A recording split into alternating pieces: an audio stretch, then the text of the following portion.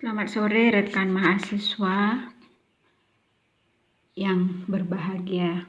Pada sore hari ini kita bertemu lagi dalam mata kuliah kewirausahaan, dan di mana pada hari ini kita akan membicarakan mengenai pengertian dan pemahaman konsep wirausaha. Adapun yang kita harapkan dari akhir perkuliahan ini adalah setelah mahasiswa mempelajari pokok bahasan ini, diharapkan dapat menjelaskan latar belakang, tujuan, konsep, dasar, dan hakikat daripada wirausaha itu sendiri. What is an entrepreneur? Kewirausahaan, entrepreneurship, adalah kemampuan kreatif dan inovatif yang dijadikan dasar, kiat, dan sumber daya untuk mencapai peluang menuju sukses. Inti dari kewirausahaan menurut Drucker 1959 adalah kemampuan untuk menciptakan sesuatu yang baru dan berbeda melalui pemikiran kreatif dan tindakan inovatif demi terciptanya peluang. Kewirausahaan adalah semangat, sikap, perilaku, kemampuan seseorang dalam menangani usaha dan atau kegiatan yang mengarah pada upaya mencari, menciptakan, menerapkan cara kerja, teknologi, dan produk baru dengan meningkatkan efisiensi dalam rangka memberikan pelayanan yang lebih baik dan atau memperoleh keuntungan yang lebih besar. Itu pengertian daripada kewirausahaan. Kewirausahaan adalah usaha menciptakan nilai tambah dengan jalan mengkombinasikan sumber-sumber melalui cara-cara baru dan berbeda untuk memenangkan persaingan. Itu menurut Red Ocean Strategy dan Blue Ocean Strategy.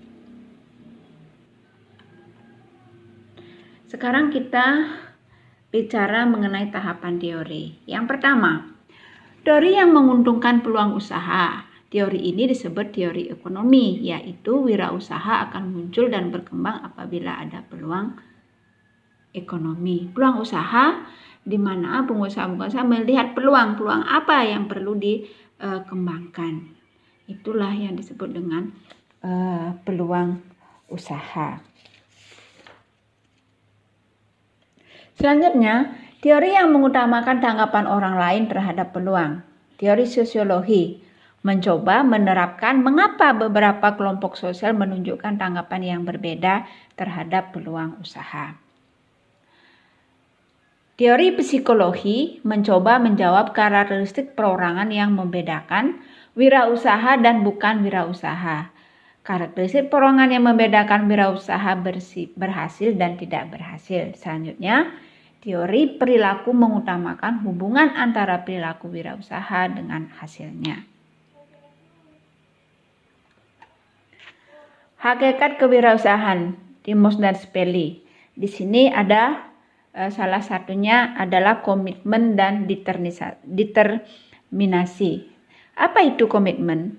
Komitmen adalah hal dasar yang harus dimiliki seseorang saat ingin menjalin suatu hubungan. Sedangkan determinasi hal yang menentukan, menetapkan, dan memastikan atau ketetapan dari dalam pencapaian maksud dan tujuan. Selanjutnya, kepemimpinan. Suatu keterampilan yang praktis yang mencakup kemampuan seseorang atau sebuah organisasi untuk memimpin atau membimbing orang lain, tim atau sebuah organisasi. Itulah yang disebut dengan kepemimpinan. Nah, selanjutnya obsesi pada peluang. Maksudnya adalah ide atau perasaan yang sangat merasuki, itu terobsesi pikiran agar kesempatan yang akan didapatkan bisa tercapai dengan melakukan sebuah usaha yang akan memanfaatkan berbagai sumber daya yang akan dimiliki. Mungkin saudara sudah sering mendengarkan kata obsesi, tapi di sini yang kita bicarakan ya adalah obsesi pada peluang. Nah, selanjutnya toleransi pada risiko. Tentunya investasi yang bersedia ditanggung oleh investor. Artinya apa? Di saat kita melakukan investasi, tentunya apa yang kita lakukan itu sudah ada risiko yang harus kita tanggung. Misalnya, kita berinvestasi pada perusahaan A dan perusahaan tersebut mengalami keuntungan, surplus. Nah, keuntungan tentunya yang berinvestasi di sana atau investor itu juga akan mendapatkan keuntungan dari hasil dari perusahaan tersebut. Nah, dan begitu juga sebaliknya, apabila perusahaan tersebut mengalami kerugian, maka investor tersebut juga harus toleransi pada risiko, yaitu menanggung kerugian yang sudah ditanggung oleh perusahaan itu sendiri. Nah, selanjutnya ambiguitas. Apa itu ambiguitas dan ketidakpastian? Ambiguitas berasal dari kalimat ambigu, yaitu kalimat yang mempunyai penafsiran lebih dari satu atau bermakna ganda. Nah, di sini seperti kondisi kita sekarang ini, di mana pandemi wabah virus corona ini benar-benar memicu pemikiran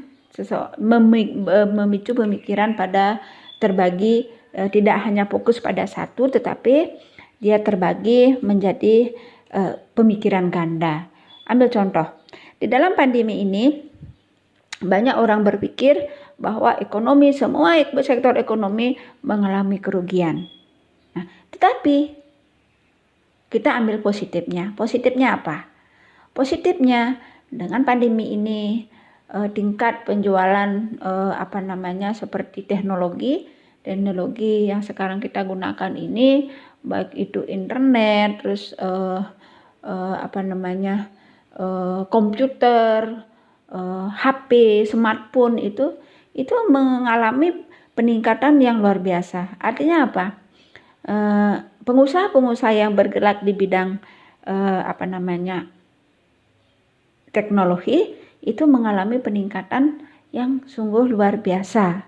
Kendatipun ada di bidang yang bergerak di bidang usaha yang di luar daripada iptek itu mungkin memang benar dalam masa pandemi ini mengalami goncangan yang sangat luar biasa.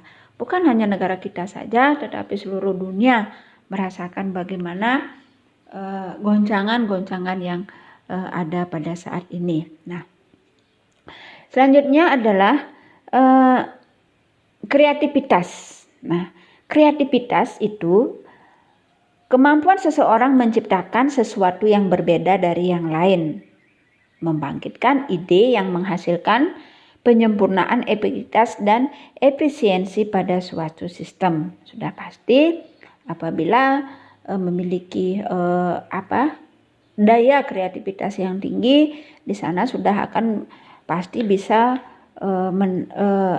menciptakan sesuatu yang berbeda dari yang lainnya. Jadi ide-ide akan dituangkan dan akan menghasilkan, dari ide-ide itu menghasilkan penyempurnaan efektivitas dan efisiensi pada suatu sistem. Keandalan.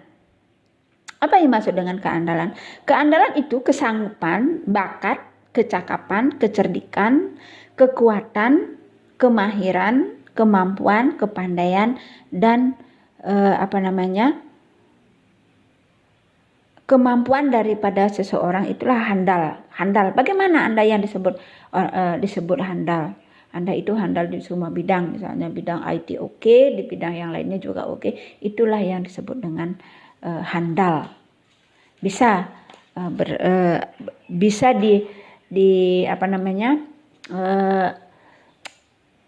bisa bersaing, handal. Nah, terus daya beradaptasi. Nah, apa yang maksud dengan daya beradaptasi? Nah, daya beradaptasi kemampuan menyesuaikan diri dengan lingkungan. Artinya dengan pada saat sekarang ini di masa pandemi ini tentunya kita harus bisa menyesuaikan diri dengan lingkungan yang ada di sekitar kita.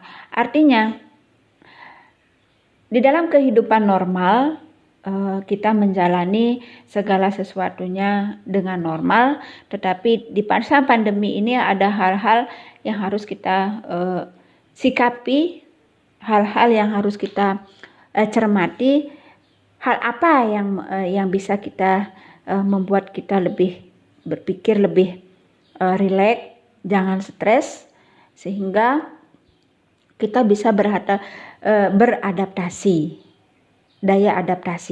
mempunyai daya adaptasi dengan lingkungan yang ada di sekitar kita. Nah, terus motivasi untuk unggul.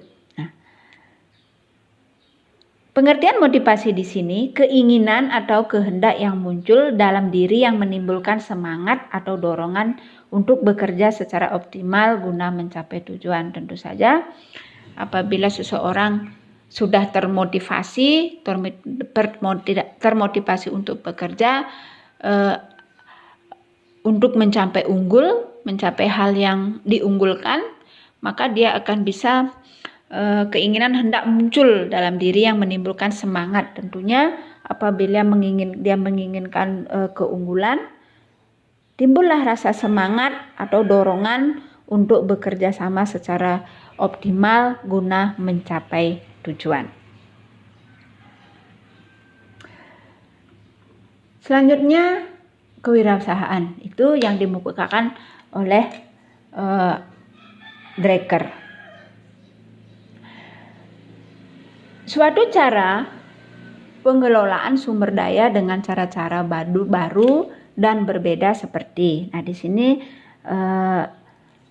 Dreker mengungkapkan cara-cara baru berbeda, cara pengelolaan sumber daya dengan menemukan cara-cara baru yang berbeda seperti. Yang pertama yaitu pengembangan teknologi. Nah, pengertian pengembangan teknologi salah satu diungkapkan oleh Miyarso dalam 2007. Teknologi merupakan suatu bentuk proses yang meningkatkan nilai tambah. Proses yang berjalan tersebut dapat menggunakan atau menghasilkan produk tertentu. Nah, itu ya pengertian daripada pengembangan teknologi menurut Miyarso 2007. Nah, contohnya di sini. Pengembangan teknologi sering yang sudah beredar di masyarakat, pengembangan teknologi itu tentunya kita sudah bisa menikmati, bukan hanya melihat tapi menikmati. Bahkan di masa-masa sekarang ini tidak hanya kita yang saudara yang duduk di bangku kuliah, tetapi anak-anak SD pun harus menikmati pengembangan daripada teknologi ini. Salah satunya contohnya adalah handphone yang lebih canggih. Nah, di dalam handphone itu ada fitur-fitur tertentu yang lebih canggih daripada handphone yang sebelumnya. Nah, itu contoh yang pertama. Contoh yang kedua, terciptanya barang-barang yang baru. Nah, terciptaan barang-barang yang baru ini contohnya bisa kita lihat dalam sekarang ini yang yang kita lakukan perkuliahan ini di Google Classroom, Google Meet dan sebagainya. Itu merupakan barang baru bagi dosen, bahkan bagi mahasiswa. Nah, kenapa? Karena di masa pandemi inilah kita memulai barang-barang ini dengan mengadakan kuliah secara langsung dengan menggunakan Google Meet, dan seperti sekarang kita menggunakan media YouTube yang Ibu share pada Google Classroom. Itulah contoh yang kedua. Nah, contoh yang ketiga adalah televisi yang lebih canggih. Tentunya televisi yang lebih canggih ini berkaitan dengan teknologi, misalnya televisi smart, televisi pintar. Nah, di dalam televisi pintar itu tidak hanya saja kita bisa menonton siaran-siaran yang sudah ada, misalnya siaran televisi baik itu Trans TV atau Antv atau SCTV atau apalagi Metro. Nah, semua kalian sudah tahu siaran-siaran TV yang ada di televisi kita. Tetapi dengan smart TV itu kita secara langsung bisa dikonek ke Google, ke YouTube. Kita bahkan konsumen bisa secara langsung menikmati lagu-lagu yang menjadi kesukaannya, baik itu lagu baru maupun lama itu dengan mengakses melalui smart TV. Itu biasanya produk semua TV sekarang sudah bisa dikonekkan dengan aplikasi itu, yaitu dengan WiFi, jaringan internet. Nah, terus contoh yang selanjutnya aplikasi HP atau komputer yang lebih canggih. Nah, aplikasi yang ada di HP, smartphone itu sekarang sudah luar biasa canggihnya. Bahkan dari aplikasi yang berhubungan dengan usaha, ada Shopee, Tokopedia, terus apalagi itu banyak hal yang ada di sana. Bahkan sampai merubah wajah cantik yang wajah seorang yang tadinya tidak terlalu cantik dirubah menjadi cantik itu dengan kamera Beauty Plus itu. Terus apalagi dengan tadinya yang tidak bisa bernyanyi tetapi ada aplikasi yang didownload di HP itu sehingga suara daripada orang yang bernyanyi itu menjadi merdu dan bahkan seolah-olah sebagai penyanyi beneran. Nah, itu yang ada di aplikasi HP. Kalau di komputer yang lebih canggih lagi, aplikasi di komputer yang lebih canggih, fitur-fiturnya itu juga edit video dan segala macam itu sudah, kalau sekarang itu sudah benar-benar lebih canggih semuanya. Nah, terus yang kedua, penemuan pengetahuan ilmiah.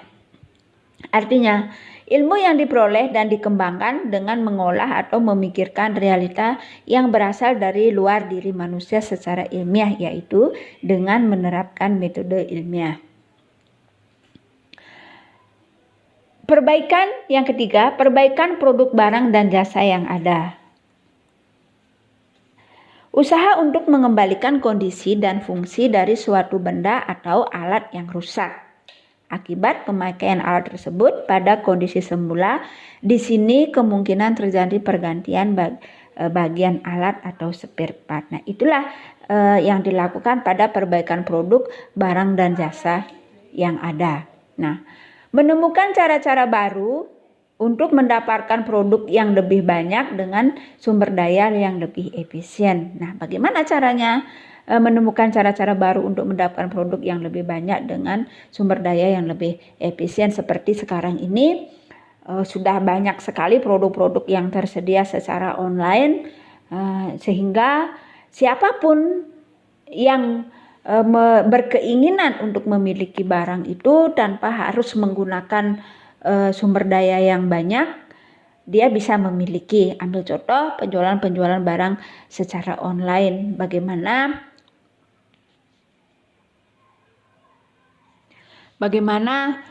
kita bisa memiliki barang dengan mudah tanpa harus melibatkan banyak orang. Nah, disinilah mendapatkan produk yang lebih banyak dengan sumber daya yang lebih efisien. Tentunya hanya berbekalkan dengan smartphone kita bisa memperoleh apa yang kita inginkan, karena apapun yang kita inginkan sekarang sudah tersedia. Bahkan bagaimana kita bisa berbelanja dari rumah saja tanpa harus datang ke pusat pertokoan atau tempat-tempat distro-distro yang menyediakan barang-barang yang kita butuhkan, tapi cukup dengan mengklik aplikasi yang ada di smartphone kita sudah bisa memiliki produk atau yang lebih banyak barang dengan sumber daya yang lebih efisien. Nah, selanjutnya kewirausahaan. Nah, apa itu kewirausahaan?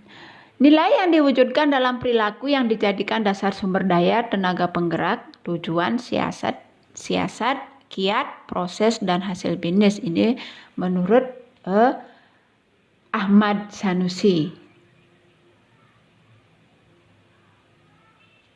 Kemampuan dalam menciptakan sesuatu yang baru dan berbeda. Proses mengidentifikasi, mengembangkan, dan membawa visi ke dalam kehidupan. Visi tersebut bisa berubah ide inovatif, peluang, cara yang lebih baik dalam menjalankan sesuatu. Nah, di sini Richard Dillon mengungkapkan kewirausahaan didefinisikan sebagai bekerja sendiri, self-employment. Dan sekarang, di zaman sekarang ini banyak kewirausahaan seperti yang diungkapkan oleh Richard Cantillon ini dilakukan bekerja sendiri dari rumah. Tentunya kita tidak bisa memerlukan tidak membutuhkan tenaga yang lebih banyak untuk menjalankan usaha kita, tetapi kita sudah bisa menjalankan usaha itu sendiri. Kita ambil contoh tadi, seperti contoh yang Ibu ungkapkan tadi, dengan menjual barang-barang secara online. Kita bisa memanage sendiri apa yang akan kita jual, kemana dia harus membayar, bagaimana cara pengirimannya, semuanya itu bisa dilaksanakan secara sendiri. Selanjutnya, kewirausahaan adalah proses penerapan kreativitas dan inovasi dalam memecahkan persoalan dan menemukan peluang untuk memperbaiki kehidupan atau usaha. Itu menurut Simerer. Nah, di sini yang namanya wirausahaan itu adalah proses penerapan kreativitas. Bagaimana kreativitas Anda dan inovasi-inovasi apa yang bisa kita lakukan sehingga dapat memecahkan persoalan dan menemukan peluang untuk memperbaiki kehidupan. Ambil contoh, misalnya kehidupan kita hanya cukup hanya untuk makan, penghasilan kita hanya cukup untuk makan, tetapi bagaimana apabila kita ingin meningkatkan taraf kehidupan kita, tidak hanya bisa hanya cukup untuk makan, tetapi ke hal yang lain. Ambil contoh, bisa meningkat ke dunia pendidikan bisa berjalan dengan baik. Nah, disinilah diperlukan kreativitas dan inovasi dalam memecahkan persoalan untuk menemukan peluang guna memperbaiki kehidupan atau usaha. Nah, selanjutnya, kewirausahaan adalah proses dalam mengerjakan sesuatu yang baru dan berbeda yang dapat memberikan manfaat serta nilai lebih atau tambah. Sudah pasti apabila kita melakukan wirausaha, siapapun itu orangnya, di sini sudah pasti adanya pengerjaan sesuatu yang baru, melakukan pekerjaan yang baru dan berbeda, di mana dari hasil pekerjaan itu kita akan dapat memberikan manfaat serta nilai lebih atau tambah. Tentunya apabila dalam bidang wirausaha itu nilai tambah atau lebihnya itu sudah pasti pendapatan yang diperoleh dari hasil usaha yang sudah dilaksanakan. Baik, sekian dulu kuliah hari ini. Semoga apa yang Ibu sampaikan ada manfaatnya. Oke, terima kasih.